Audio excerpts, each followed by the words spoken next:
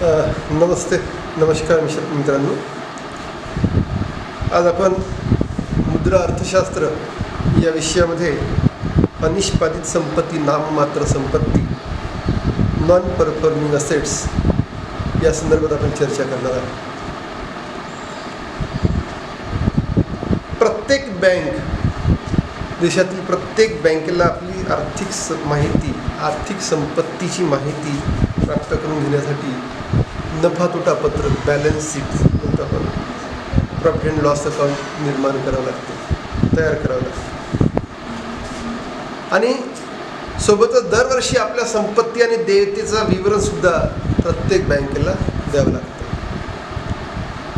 बँकेच्या आर्थिक स्थितीची संकल्पना किंवा तिची माहिती, आर्थिक स्थितीची माहिती देण्यासाठी अनेक महत्त्वाच्या बाबीचा आपल्याला अभ्यास करून तो प्रकाशित द्यावा लागतो.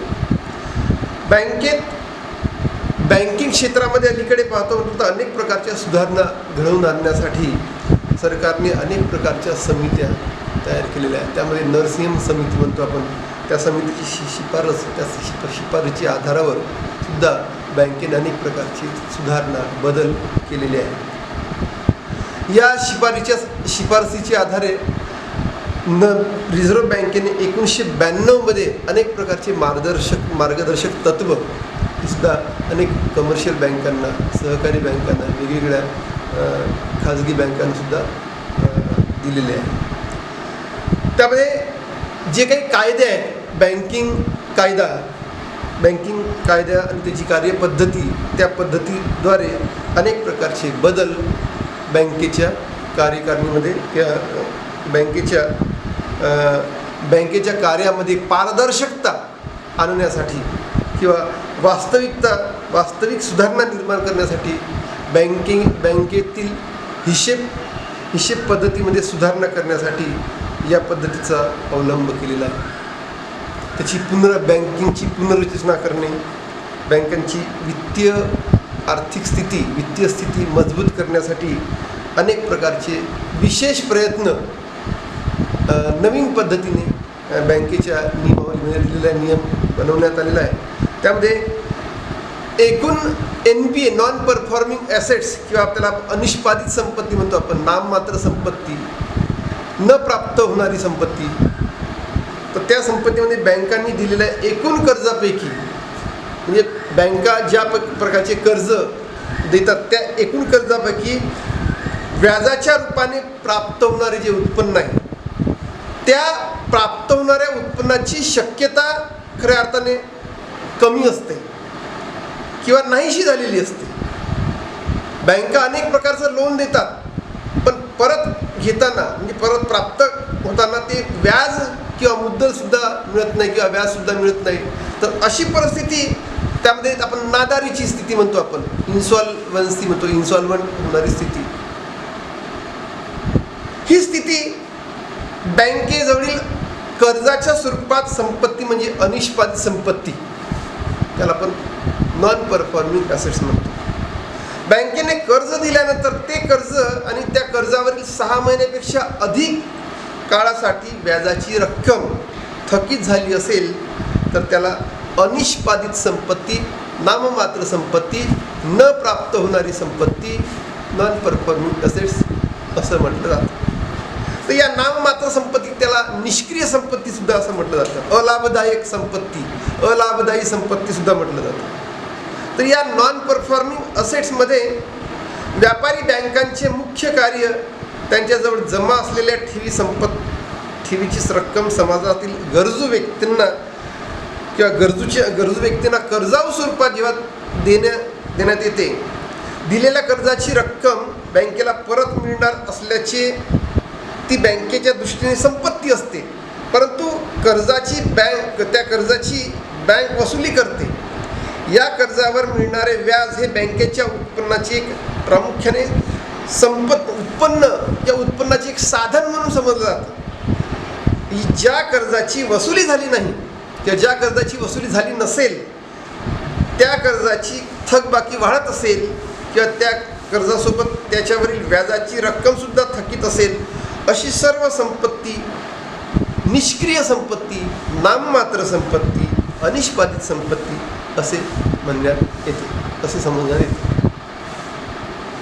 तर या दृष्टिकोनातून आपण जर लक्षात घेतलं तर अनिष्पादित संपत्तीचं व्यवस्थापन आपल्या देशामध्ये ऑगस्ट 1991 मध्ये केंद्र सरकारने रिझर्व्ह बँकेचे जे भूतपूर्व गव्हर्नर होते नरसिंहम यांच्या अध्यक्षतेखाली वित्त पद्धती समितीची स्थापना करून या समितीमध्ये अनेक प्रकारचे सदस्य, नाममात्र विद्वान सदस्य होते. त्या संपत्तीमध्ये SS Nadkarni, YH मालेगम, MD Chaudhari, MR Shroff, KG Reddy असे जे सदस्य होते. या समितीतून वित्तीय रचना आणि संघटना हे निर्माण करण्याचं कार्य त्यांच्याकडे होतं आणि एकूण बँकेचं परीक्षण, सर्व पद्धतीचं परीक्षण करण्याची जबाबदारी त्यांच्याकडे होती. या समितीने जो काही अहवाल दिला त्या समितीच्या अहवालाच्या आधारावर NPAची रचना पुढील पद्धतीने मांडण्यात आली.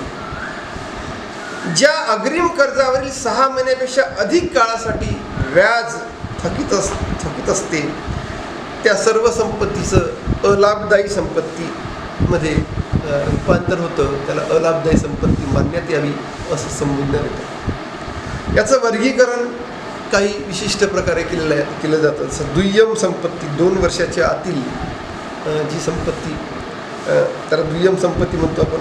संशयित संपत्ती, 2 वर्षापुढची संपत्ती त्याला संशयित संपत्ती. बुडीत संपत्ती अशा पद्धतीची संपत्तीसुद्धा असे प्रकार केलेले आहेत. तर नरसिंह समितीच्या शिफारसीप्रमाणे दुय्यम संपत्तीसाठी थकीत कर्जाची रक्कम 10% तरतूद नफ्यातून करावी असं म्हटलेलं आहे. संशयित संपत्तीच्या बाबतीत तारण कमतरतेच्या 100% व तारणाच्या 20% ते 50% तरतूद नफ्यातून करणे आवश्यक आहे आणि बुडीत संपत्तीच्या 100% तरतूद बँकांनी आपल्या नफ्यातून केली पाहिजे अशी त्यांनी शिफारस केली. यामध्ये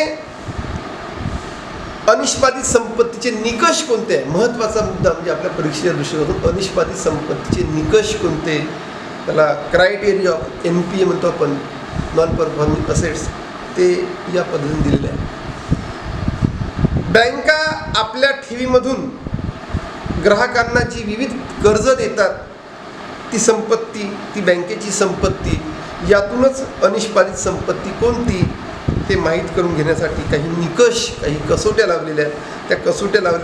त्या कसोट्यासुद्धा आपल्याला अभ्यास करणं अत्यंत आवश्यक आहे. त्यामध्ये पहिली कसोटी आहे रोख कर्ज आणि अधिविकर्ष, कॅश क्रेडिट अँड ओव्हरड्राफ्ट. रोख कर्ज आणि अधिविकर्ष ही बँकेने ग्राहकांना दिलेली एक सवलत आहे. ही सवलत बँक ग्राहकांना वेगवेगळ्या प्रकारे देत असते आणि त्या कर्जामधील थकबाकी मागील 6 महिन्यापासून जर समजा असेल तर त्या थकबाकीवरील व्याज देखील बँकेकडे नियमितपणे जमा करणे होत नसेल तर त्या कर्जाचा आणि त्या कर्जावरील व्याजाचा भरणा एकूण यामध्ये समावेश करून अनिष्पादित संपत्तीमध्ये त्याला घोषित केलं जात असतं. आता इथे 90 दिवस घालून दिलेले आहेत. किमान 90 दिवस किंवा 90 दिवस तब्बल 3 महिने समजा जर ग्राहकांनी घेतलेल्या तारण किंवा कर्ज जर घेत असेल तर त्या कर्जावरील व्याज आणि प्रीमियम हे जर थकीत राहत असेल आणि 90 दिवस त्याचे पूर्ण होत असेल तर त्याला नादार किंवा निष्क्रिय समजलं जातं. नाममात्र संपत्तीमध्ये त्याला गणण्यात येतं. मागणी कर्ज, दुसरा मुद्दा आहे मागणी कर्ज. आता डिमांड लोन म्हणतो आपण. मागणी कर्जाची मुदत, मागणी कर्जाची वसुली करताना त्याची एखाद्या बँकेकडून मागणी कर्जाची वसुली होत नसेल आणि त्यावरील व्याज मागील 6 महिन्यापासून थकीत असेल, व्याजाची रक्कम मागील 6 महिन्यापासून थकीत असेल तर त्याचा समावेश अनिष्पादित संपत्तीमध्ये केला जातो. और पिछले 6 महीने से अगर वो जो NPA जो लोन लिया हो किसी कस्टमर ने, बैंक से कस्टमर ने लोन लिया हो और पिछले 6 महीने से अगर वो प्रीमियम और ब्याज इंटरेस्ट अगर वो नहीं दे पाता है तो उसको नॉन परफॉर्मिंग एसेट की लिस्ट में उसको लिया जाता है. तर ही व्याजाची रक्कम बँकेत त्याला भरावी लागते. त्या ग्राहकाला व्याजाची रक्कम, वो कस्टमर को अगर ब्याज और प्रीमियम की रकम अगर वो नहीं भर पाता है तो उसको संबंधित बैंक से पत्र दिया जाता है, लेटर दिया जाता है. ऐसे 3 पत्र दिए जाते हैं. तो मुदती कर्ज म्हणजे मागची संपत्ती म्हणजे 1 महिन्यानंतरही व्याजाची रक्कम बँकेत जमा होत नसेल तर त्याला मागील येणी असे संबोधले जाते. मुदती कर्ज, टर्म लोन. मुदती कर्जावरील व्याज देय झाल्यानंतर 1 महिन्याच्या आत ते बँकेकडे जमा होणे आवश्यक असते आणि ते जर मुदतीत जमा झाले नाही तर त्याला मागील येणे असे म्हटले जाते. अशा व्याज मागील 2 महिन्याच्या आत वसूल न झाल्यास त्या व्याज आणि कर्जाला अनिष्पादित संपत्ती सुद्धा असं म्हटलं जातं. त्यानंतर हुंड्याची वटवणूक आहे, बिल डिस्काउंट. हुंड्याची वटवणूक, बँक हुंड्याची खरेदी करून आणि वटवणूक करून व्यापाऱ्यांना आर्थिक मदत करीत असते. अनेक व्यापारी कर्ज घेत असतात, हुंड्या घेत असतात. त्या हुंडीची मुदत पूर्ण झाल्यानंतर त्यावरील रक्कम बँकेकडे येणं अत्यंत आवश्यक आहे. तर ही हुंड्याची मुदत पूर्ण झाल्यानंतर ती रक्कम बँकेकडे येणं आवश्यक आहे. ही रक्कम देय झाल्यावर जर पूर्ण 2 महिन्याच्या आत ती बँकेकडे जमा होत नसेल किंवा जमा झाली नसेल तर त्याचा समावेश अनिष्पादित संपत्तीमध्ये NPA मध्ये, नॉन परफॉर्मिंग ॲसेट्समध्ये डिक्लेअर केला जातो. अशा प्रकारचे निकष, अनेक प्रकारचे अशा प्रकारचे निकष हे अनिष्पादित संपत्ती प्राप्त निर्माण होणारे निकष किंवा कसोट्या यामध्ये सांगितले जातात. नॉन परफॉर्मिंग ॲसेट्स निर्माण होणारी कारणे कोणती आहे हे सुद्धा या दृष्टिकोनातून महत्त्वाचं आहे. तर बँकांची संपत्ती अनिष्पादित झाल्यानंतर किंवा ती संपत्ती निष्क्रिय का होते याची समस्या जाणून घेणं, याची कारणं जाणून घेणं अत्यंत आवश्यक आहे. ती कारणं जाणून घेण्यासाठी काही पुढील मुद्दे अत्यंत महत्त्वाचे आहेत. त्यामध्ये पहिला मुद्दा आहे कर्ज प्रस्तावाचे अयोग्य परीक्षण. कर्ज प्रस्तावाचे अयोग्य परीक्षण म्हणजे बँकेकडे कर्जासाठी अनेक प्रकारचे प्रस्ताव, म्हणजे विविध प्रस्ताव येत असतात. अनेक प्रकारचे प्रस्ताव येतात. तर त्या बँका अनेकदा त्या कर्जाच्या प्रस्तावाचं योग्य परीक्षण करत नाही. म्हणजे प्रामाणिकपणे त्या प्रस्तावाचं परीक्षण करत नाही. प्रस्तावित प्रकल्पाची विश्वसनीयता आणि व्यवहार्यता पडताळून पाहत नसल्यामुळे बँकेचा NPA निर्माण होतो, नॉन परफॉर्मिंग ॲसेट्स निर्माण होतो असं आपल्याला दिसून येते. त्यामुळे या प्रस्तावावर दिलेल्या कर्जाची रक्कम थकीत होऊन अनिष्पादित संपत्तीमध्ये निश्चितपणे वाढ होण्याची शक्यता असते. म्हणजे बँकेच्या अधिकाऱ्यांनी जे ऋण देतात तर त्या कर्ज लोन देतात त्या अधिकाऱ्यांनी ग्राहकांच्या कर्जाच्या प्रस्तावाचं योग्य परीक्षण केलं पाहिजे, त्याची पडताळणी केली पाहिजे आणि त्या प्रकल्पाची कोणत्या बिझनेससाठी, कोणत्या व्यवसायासाठी, कोणत्या प्रकल्पासाठी तो लोन घेत आहेत त्याची विश्वसनीयता आणि व्यवहार्यता तपासून घेतली पाहिजे. प्रत्यक्ष त्याची तपासणी करताना डॉक्युमेंट तपासून घेतले पाहिजे. परंतु इथे निष्क्रियता दिसून येतं, व्यावहारिकतेमध्ये निष्क्रियता दिसून येतं, पारदर्शिता दिसून येत नाही. म्हणून ते एक अनिष्पादित कर्ज निर्माण होतं. कर्जाच्या परतफेडीकडे दुर्लक्ष करणे, कर्जाच्या परतफेडीकडे दुर्लक्ष. दिलेल्या कर्जाची वसुली म्हणजे बँकांनी दिलेल्या कर्जाची वसुली बँका हप्त्याने करीत असते. प्रीमियम, मंथली प्रीमियम असतं तर त्या प्रीमियम आणि इंटरेस्ट हे हप्त्याने वसूल करीत असतात. तर हे हप्ते वेळेवर भरण्यात येत असण्याची खात्री मात्र बँकांनी वेळोवेळी केली पाहिजे. जे बँकेचे अधिकारी आहेत त्यांनी हे व्याजाचं भरणं आणि कर्जाचा हप्ता हा वेळेवर खात्री म्हणजे वेळेपूर्वीच ती खात्री करून घेतली पाहिजे. आणि वेळोवेळी ती खात्री करून घेत असताना त्याची काळजी घेणं अत्यंत आवश्यक आहे. परंतु याकडे मात्र बँकांचं फार मोठं दुर्लक्ष होत असल्यामुळे अनिष्पादित संपत्तीच्या मात्रेमध्ये मोठ्या प्रमाणात वाढ होताना दिसते. तर तिसरा मुद्दा आहे कर्ज वसुली यंत्रणेचा अभाव. म्हणजे बँका ज्या काही कर्ज देतात किंवा बँकेकडून जे काही व्यापारी किंवा समाजातील वेगवेगळे कर्ज घेतात, कर्जावर रक्कम घेतात, तर त्या कर्ज वसुलीच्या यंत्रणेकडे दुर्लक्ष बँकेच्या प्रशासनाचं होतं, प्रबंधनाचं होतं. म्हणजे कर्ज वसुली यंत्रणेचा अभाव हा मुद्दा इथे आपल्याला NPA निर्माण करण्यासाठी दिसून येतो. अनेक बँका, व्यापारी बँका, कमर्शियल बँका, अनेक बँका कर्ज तर देऊन टाकतात, तर मात्र त्या कर्जाच्या वसुलीसाठी त्यांच्याकडे योग्य आणि पुरेशी यंत्रणा नसते. सहकारी बँकांमध्ये, कोऑपरेटिव्ह बँकांमध्ये शेतकऱ्यांना कर्ज देणाऱ्या ज्या बँका आहेत त्यांच्यामध्ये ही यंत्रणा पुरेशी नसते. त्यामुळे कर्जाची वसुली वेळेवर होत नसल्यामुळे मोठ्या प्रमाणात अनिष्पादित संपत्ती किंवा निष्क्रिय संपत्तीची कारणं मोठ्या प्रमाणात वाढताना दिसते. भांडवली गरजाच्या परीक्षणाचा अभाव, भांडवली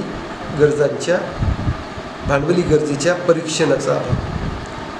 आता एखाद्या कर्जदाराने एखाद्या प्रकल्पासाठी कर्जाची मागणी केली समजा, तर ती मागणी केल्यानंतर त्याला वास्तविक किती भांडवलाची आवश्यकता असते त्या प्रकल्पासाठी, त्या प्रोजेक्टसाठी प्रत्यक्षपणे किती भांडवलाची आवश्यकता असते याचा अभ्यास, याची चाचणी, याचा अभ्यास, याचं परीक्षण बँकेने अत्यंत काळजीपूर्वक करणं अत्यंत आवश्यक आहे.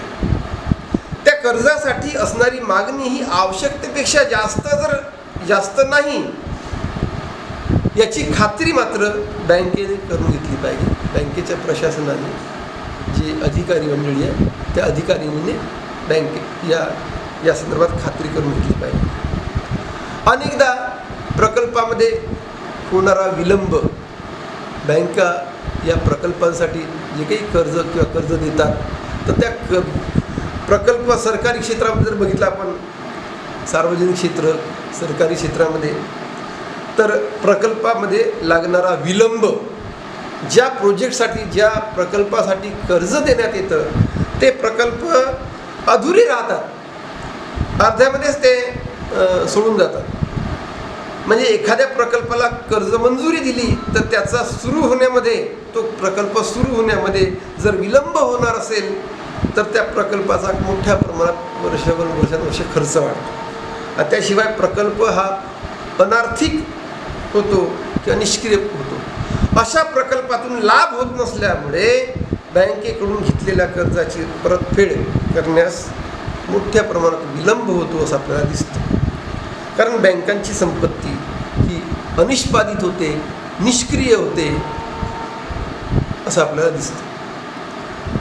अनेक उद्योग संस्थांचे अयोग्य व्यवस्थापन, म्हणजे व्यवस्थापनामध्ये, व्यावसायिक व्यवस्थापनामध्ये निष्क्रियता दिसून येते. अनेक उद्योग संस्थांना बँका कर्ज देतात. लघु उद्योग, कुटीरोद्योग, MSME म्हणतो आपण, त्या MSME उद्योगांना जेव्हा कर्ज बँका देतात तर अनेक छोटे लघु उद्योग आजारी अवस्थेत मोठ्या प्रमाणात असतात.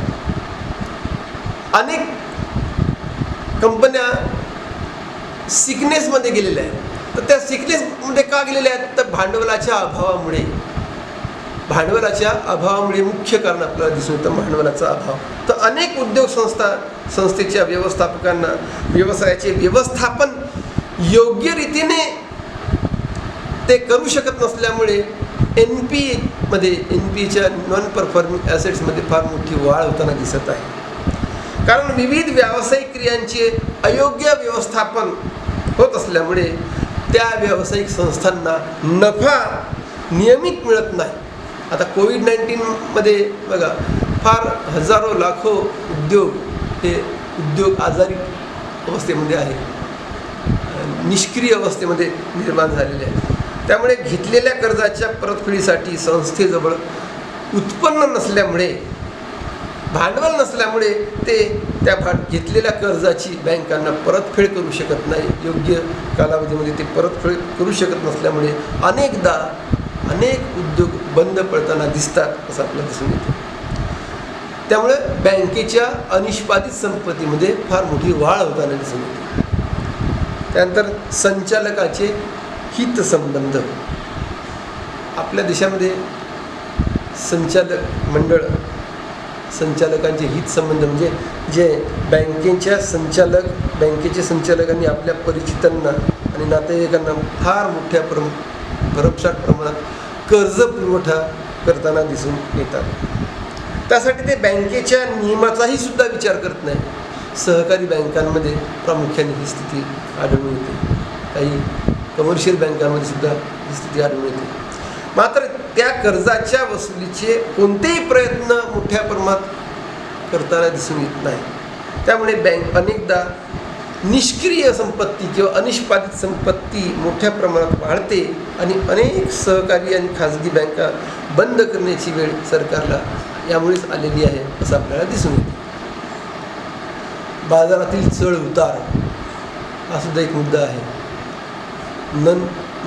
NPA निर्माण होण्याच्या कारणामध्ये बाजारातील चढ उतार, तर बाजारपेठेमध्ये होणाऱ्या चढ उताराचा परिणाम उद्योग व्यवसायाच्या उत्पन्न प्राप्तीवर फार मोठ्या प्रमाणात दिसून येत असतो. त्यामुळे जर उत्पन्नाचे प्रमाण कमी झाले, एखाद्या वेळेस त्या व्यवसायातून उत्पन्नाचे प्रमाण कमी झाले, तर त्या उद्योगाद्वारे कर्जाची परतफेड वेळेवर होऊ शकत नाही. म्हणून या कारणामुळे बँकेच्या अनिष्पादित संपत्तीमध्ये एकूणच वाढ होते. आपल्याला हे कारण सुद्धा दिसून येते. तर अशा प्रकारची NPA मध्ये वृद्धी होण्याची कारणे आपल्याला स्पष्ट केली आहे. तर मित्रांनो, आपल्याला वेळोवेळी हा प्रश्न परीक्षेमध्ये विचारला जातो. तर जनरल नॉलेजच्या दृष्टिकोनातून सुद्धा टॉपिक अत्यंत महत्त्वाचा आहे. मी माझं इथे लेक्चर थांबवतो आहे. थँक्यू.